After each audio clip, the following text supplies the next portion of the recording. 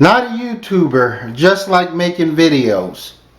Right now, slavery cinema, I'm like, it's popping.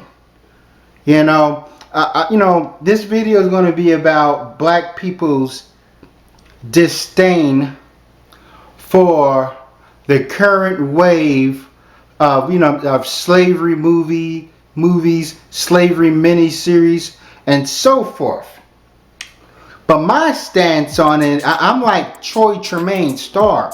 I wish they come out with a movie about slavery or a TV show every year. And I don't see, what the problem is. I guess, black people, we don't want to constantly see ourselves in that pitiful and powerless predicament. But this is slavery we're talking about. I'm like, this is, a big deal. I'm like, this ain't, this is not like the Vietnam War. They came out with a bunch of movies about Vietnam and how black people were treated there, and and we complain about it. And come to think about it, since we're on the subject.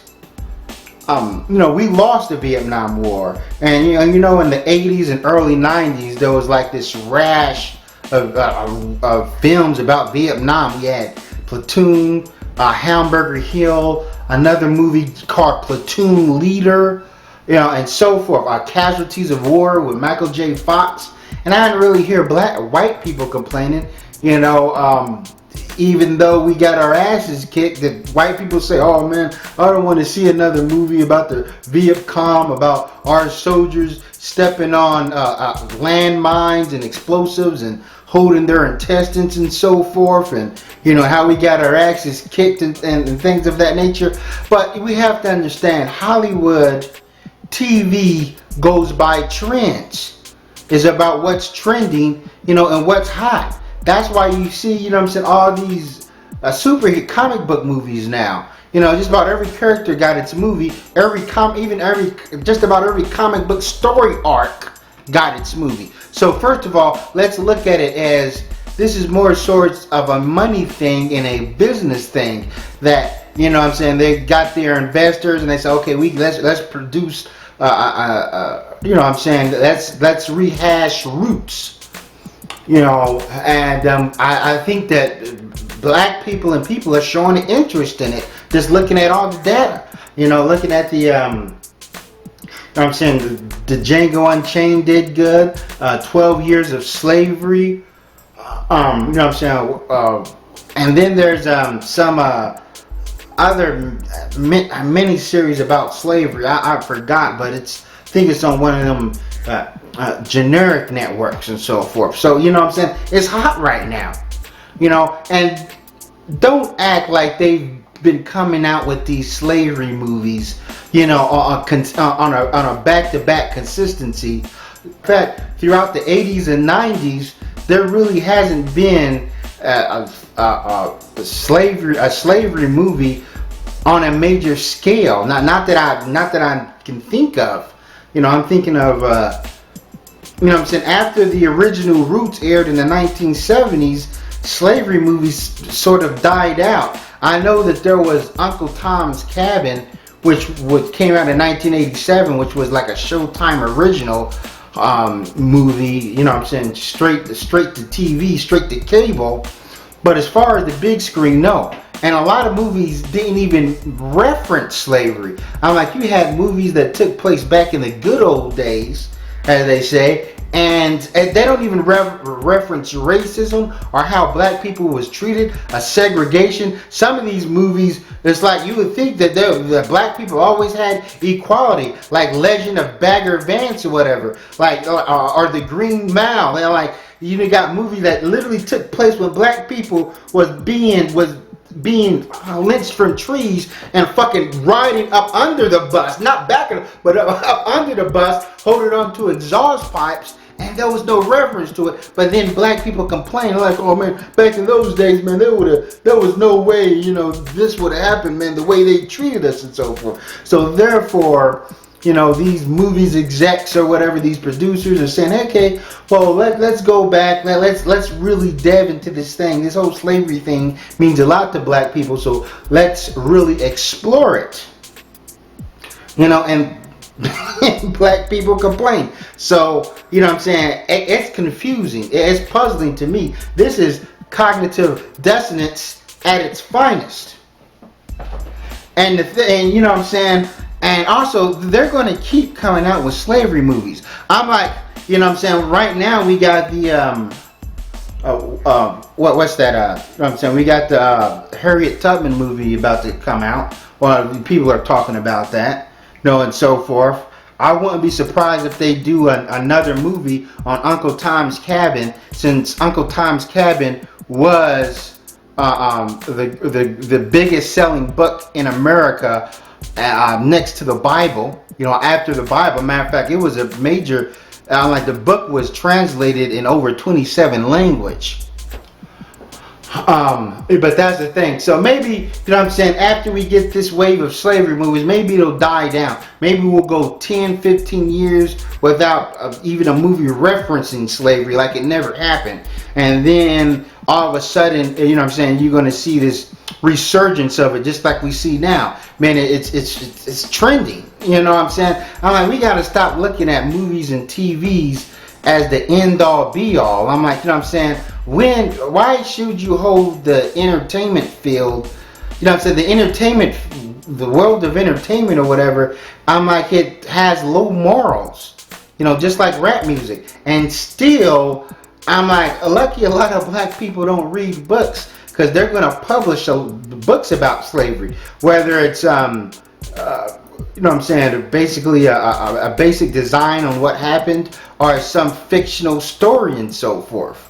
You know, and then you might have low B, C, or Z movies, you know what I'm saying, that's about slavery. So it's nothing, you know, we can control. I'm like, it happened. You know, I'm like, it's a major part of American history. What do you want?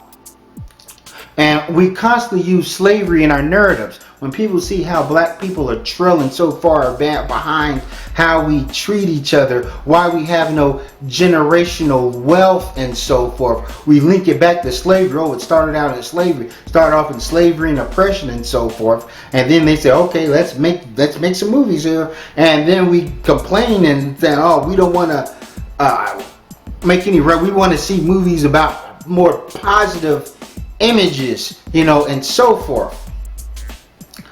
So therefore, I have to come to the conclusion. So would you say that the reason why black people in our current condition is because we're stupid and lazy, or did something happen in the past? You know, let's explore it. Like, I think the producers or the creators of the new Roots, first of all, the new Roots, that's for a younger generation that may have not have saw the original Roots, or may not have much interest in it. I don't think they have ill intent. I don't think they're like, oh, you know what I'm saying, we're gonna, you know what I'm saying, we're gonna make this movie to peeve black people off, or to make white people reminisce about the good old days. You know, the thing is with white people, they like to push the narrative of the happy slave, of black people in slavery and they're comfortable or whatever, and slavery gives them some sort of code of ethics, you know. So, and that's how I look at it, you know. And don't act like, you know what I'm saying, they don't come out with movies with positive portrayals or other portrayals of black people. Sometimes, you know what I'm saying, we don't go see it or support it. A lot of times we don't even support these other movies. I'm like, look at the movie Miracle in St. Anna. You know what I'm saying, a World War II about black people, you know, fighting Hitler, fighting the Nazis. And that movie only made $9 million at the box office. You know, off a $45 million budget. And don't, you know, as a Spike Lee joint, and don't say anything about, oh, the movie was poorly distributed. No, Walt Disney and Touchstone Pictures got behind the movie. It hit theaters. People didn't go see it. Black people didn't go see it. White people didn't go see it. Just like Red Tails. And I admit, Red Tails was a cheesy, kind of campy, stupid movie, but it had some good fight scenes, you know what I'm saying? So sometimes you gotta watch a movie and you just gotta look at the overall message and the imagery and the portrayal of the black man. You know, I'm like, white people got their cheesy, corny movies that they'll still support, and you know, we should too, you know, just like The Adventures of Pluto Nash with Eddie Murphy. And you know, Eddie Murphy's in outer space battling space aliens or whatever. You know, you can say the movie's corny, but still, you know, you can't expect Hollywood to take these risks on black people where we're not, like, it's almost like we've been pigeonholed.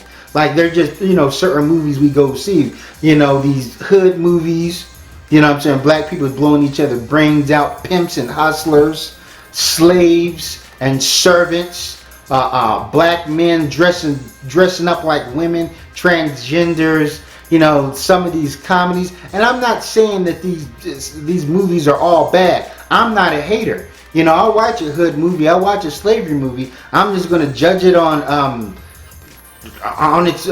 how good it is, and whether it's enthralling or entertaining or can pull me into the story. That's what I'm looking at. I'm like, first of all, think about in the 90s and the late 80s, all those hood movies that came out. You know, Menace to Society, Juice, Clockers, Strapped, Live and Die in Brooklyn, Fresh, so many others about black men trapped in the street life. But you have to understand, it's still a choice. I understand people are products of their environment, but when somebody's a gangbanger or makes bad decisions, yes, that's the choice that they make. But these movies kind of want us to make us feel sympathetic towards them, like, this is just how it is. But during slavery's not a choice. And going back to those hood movies, that's over exaggerated. The typical black person is not in a gang, never been to jail, you know what I'm saying, not caught up in the street life. That's really just represents not even half our population. You know what I'm saying? The reason why you see so many black people at the bus stop, because they're going to work, they got a job, you know what I'm saying, or they're going to class. But even, you know what I'm saying, if they made a movie about a black dude who's a manager of a fast food restaurant, you know, who's going to see that? That's not interesting. You know what I'm saying? People want stuff that is just drama, that is, I don't know, high octane. I'm at a loss of words here, but black people in general, there's just certain categories.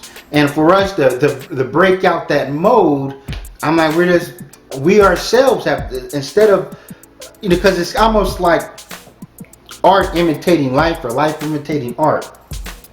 Slavery movies represent a time when black people was powerless.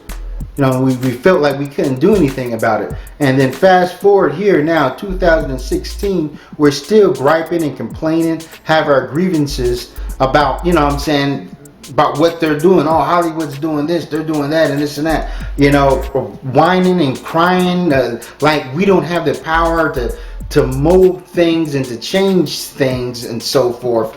You know, and come out with other kind of movies. But as I said, I'm like, you had Lawrence, Mario Van Peebles. He came out with a movie about black cowboys, and he made about some black cowboys and the Black Panthers. I don't know how good they did at the box office, but if they did extremely well, then they would have made more movies about that. You see what I mean? If somebody comes out with a movie about black people, I don't know, fighting in, I don't know, World War I or fighting the British or whatever, and it makes a lot of money, then they may come out with more movies like that. I'm like, we have to look at the business aspect of things. But that's all I want to say. Thanks for watching. Never stop learning.